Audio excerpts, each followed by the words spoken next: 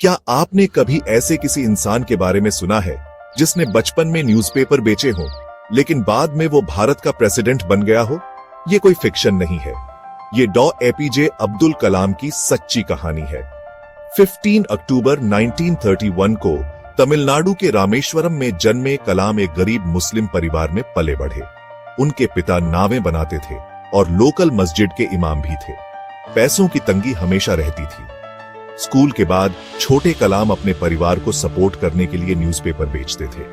लेकिन आप जानते हैं क्या, उन्होंने कभी गरीबी को अपने सपनों के आड़े नहीं आने दिया। वे हमेशा जिज्ञासु रहे, हमेशा मेहनती रहे, हमेशा सीखने के लिए तैयार रहे। उन्होंने फिजिक्स की पढ़ाई की और फिर एरोस्पेस इंजीनियरिंग की डिग्री हासिल की। कलाम हमेशा उड़ने का सपना देखते थे। वे इंडियन एयरफोर्स में पायलट बनना चाहते थे। वे सिलेक्शन में टॉप 9 में भी आ गए थे, लेकिन सिर्फ 8 ही सिलेक्ट हुए। वे अपने सपने से बस एक स्पॉट से चूक गए। ज्यादातर लोग हार मान लेते, लेकिन कलाम, उन्होंने नहीं मानी।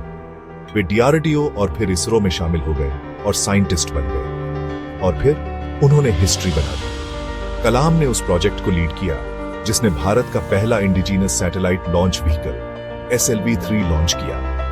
उनके लीडरशिप में पृथ्वी, अग्नि और त्रिशूल जैसी मिसाइलें डेवलप की गई। इसीलिए लोग उन्हें मिसाइल मैन ऑफ इंडिया कहने लगे। लेकिन उनकी जर्नी यही नहीं रुकी। 2002 में कलाम भारत के 11वें प्रेसिडेंट बने, बिना किसी पॉलिटिकल बैकग्राउंड के। प्रेसिडेंट रहते हुए भी वे हमेशा स्टूडेंट्स और यंग लोगों से जुड़े रहे। इसीलिए उन्हें पीपल्स प्रेसिडेंट कहा जाता था। एजुकेशन के प्रति उनका डेडिकेशन कभी नहीं रुका। 27 जुलाई 2015 को IIM शिलांग में लेक्चर देते समय वे गिर गए। डॉ कलाम वही करते हुए गुजर गए जो उन्हें सबसे ज्यादा पसंद था, यूथ को इंस्पायर करना।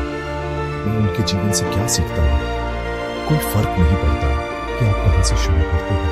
अगर आपका डिटरमिनेशन स्ट्रांग है तो आप किसी भी ऊंचाई तक पहुंच सकते हैं।